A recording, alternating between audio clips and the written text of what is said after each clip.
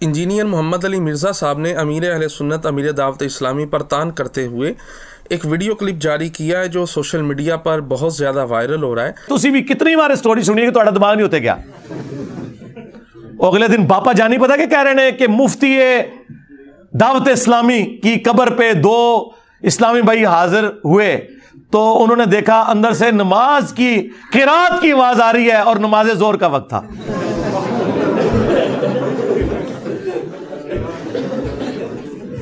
نماز ظہر میں تو آستہ قرات ہوتی ہے.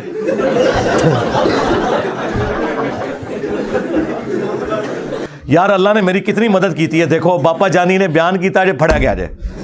امیر اہل سنت امیر دعوت اسلامی مولانا محمد الیاس ستار قادری دامت برکاتہم العالیہ، آپ نے مفتی فاروق قادری رحمۃ اللہ تعالی علیہ کے مزار پر جو واقعہ پیش آیا اس واقعے کو ذکر کیا. ہر بار کی طرح مرزا محمد علی انجینئر صاحب نے اس واقعے کو بھی کہانی کہہ کر جھٹلا دیا. کہتا ہے یہ سب کہانیاں ہیں، تم لوگوں جو سنتے ہو نا تم ان کی کہانیاں نہیں پکڑ سکتے، مجھ میں وہ صلاحیت ہے، میں ان کی کہانیاں پکڑ لیتا ہوں. اب انہوں نے کیا کہا؟ مرزا محمد علی انجینئر صاحب یہ کہتے ہیں کہ یہ کیسے ہو سکتا ہے جی قبر سے قرات کی آواز آ رہی ہے، اور پھر کہتے ہیں دیکھو کیسی جاہلانہ بات ہے جی، وقت ظہر کا ہے، ظہر کے وقت میں تو قرات سری کی جاتی ہے، آہستہ آواز میں قرات کی جاتی ہے، تو یہ جہری قرات کی آواز کیسے سنائی گئی؟ وہ تو وقت ہی بھائی ظہر کا تھا، لہٰذا یہ سب کہانی ہے، یہ جھوٹی بات ہے. یہاں سب سے پہلی گزارش یہ ہے کہ انجینئر محمد علی مرزا صاحب اکثر یہ کہتے ہیں، آپ سب نے یہ سنا ہوگا کہ کدھر ہیں تمہارے بابے؟ جب سے انجینئر مرزا آیا ہے یہ سب بابے ختم ہو گئے ہیں، ان کی کرامتیں ختم ہو گئی ہیں، لاؤ نا اب کرامت. اب کرامتیں کدھر چلی گئیں؟ کیمرے کے سامنے کرامت دکھاؤ.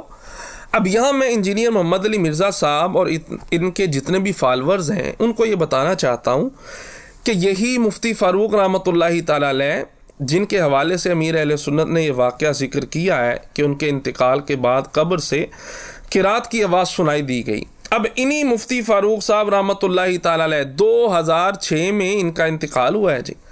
ان کے انتقال کے تقریباً 4 سال بعد بارشوں کی وجہ سے ان کی قبر کھل گئی. اب وہ جسم انسان کا سائنس یہ کہتی ہے 1 مہینے کے اندر جسم کا جو گوشت ہے ہڈیوں سے الگ ہو جاتا ہے، گوشت ختم ہو جاتا ہے. اب یہاں میرا یہ سوال ہے، ویڈیو نیٹ کے اوپر موجود ہے، جسم بھی سلامت ہے، پیشانی مفتی فاروق رحمۃ اللہ تعالی علیہ کی نظر آ رہی ہے، یہ سکرین پر بھی آپ کو تصویر نظر آ رہی ہے، پیشانی بھی سلامت ہے، امامہ بھی سلامت ہے، زلفیں بھی سلامت ہیں، کفن بھی سلامت ہے. اب میرا یہ سوال ہے انجینئر محمد علی مرزا صاحب، اس ویڈیو پر آپ اپنے کمنٹس کب پاس کریں گے؟ اس ویڈیو پر اپنا لیکچر ریکارڈ کب کروائیں گے؟ انجینئر محمد علی مرزا صاحب کے جو فالورز ہیں میں ان سے گزارش کرتا ہوں کہ آپ اپنے استاد صاحب سے یہ کہیں، ان سے یہ گزارش کریں کہ جو ویڈیو نیٹ پر موجود ہے کیسے کفن بھی سلامت ہے، جسم بھی سلامت ہے، بال بھی سلامت ہے، امامہ شریف بھی سلامت ہے، یہ کیسے ہو سکتا ہے؟ آپ پوچھیں نا، سوال کریں مرزا صاحب سے.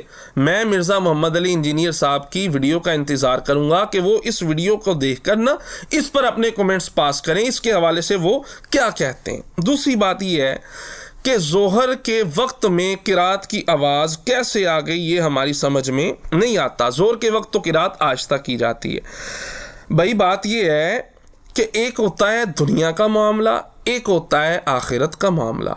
عالم دنیا کو آپ عالم برزخ پر قیاس نہیں کر سکتے، یہ عالم اور ہے، وہ عالم اور ہے. دنیاوی زندگی کو آپ اخروی زندگی پر قیاس جناب والا نہیں کر سکتے مرزا صاحب.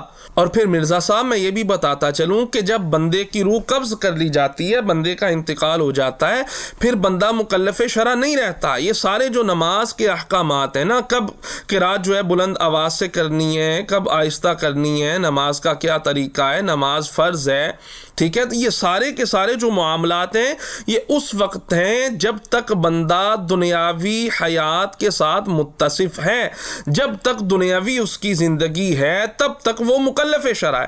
اب اس کے بعد یہ میں قرآن سے آپ کو ایک آیت مبارکہ سناتا ہوں. اللہ ارشاد فرماتا ہے من عمل صالحا من ذکر او انثى وهو مؤمن فلنحيينه حیاتا طیبہ. فرمایا جو بندہ اچھا عمل کرتا ہے، مرد ہے یا عورت ہے، اور وہ مومن ہے، اللہ فرماتا ہے ہم اس کو ایک پاکیزہ زندگی عطا کریں گے۔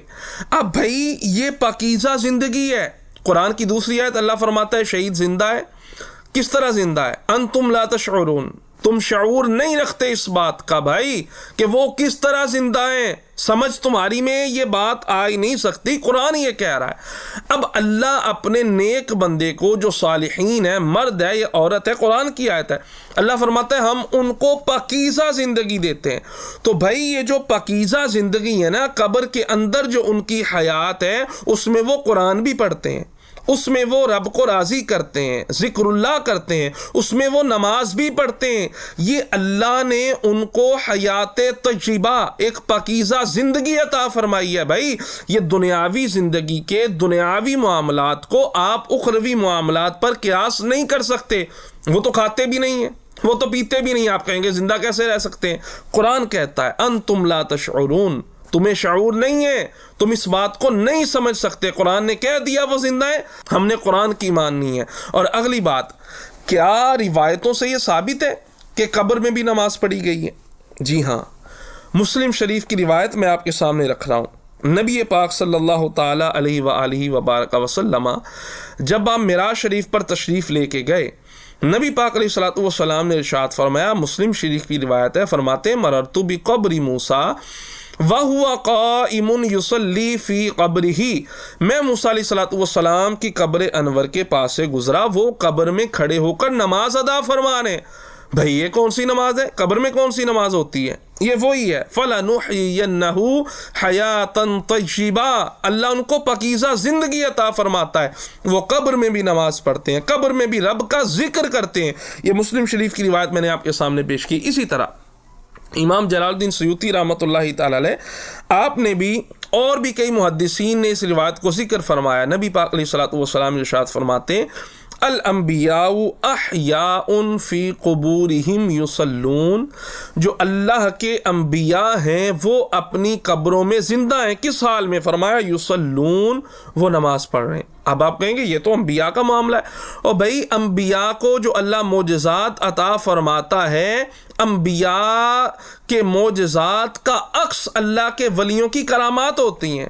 جو اللہ کے ولیوں کی کرامت ہوتی ہے نا، یہ حقیقت کے اندر اس دور کے نبی کے معجزے کا عکس ہوتی ہیں۔ بھائی ثبوت تو ہمیں مل گیا نا قبر میں نماز پڑھنے کا۔ اور پھر اگلی بات، یہ تو تھی نماز کی بات، کیا قبر سے آواز آنے کا ثبوت بھی موجود ہے؟ جی ہاں، اس حوالے سے بھی روایات موجود ہیں۔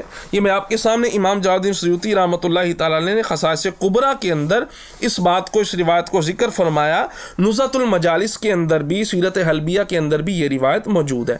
سیدنا صدیق اکبر رضی اللہ تعالیٰ عنہ کا جب آخری وقت آیا، اپنے مولا علی شیر خدا کرم اللہ تعالیٰ وجہہ الکریم کو اپنے پاس بلایا اور وصیت فرمائی کہ جب میرا انتقال ہو جائے مجھے غسل دینا ہے، کفن دینا ہے، اس کے بعد میری میت نبی پاک علیہ الصلوۃ والسلام کے روضہ اقدس کے سامنے، حجرہ کے سامنے تم نے لے جا کے عرض کرنی، یا رسول اللہ صلی اللہ علیہ وسلم، غلام اجازت چاہتا ہے، اگر تو اجازت مل جائے فبیہا، یہ میں مفہوم عرض کر رہا ہوں، وگرنہ مجھے مسلمانوں کے قبرستان میں دفن کر دینا۔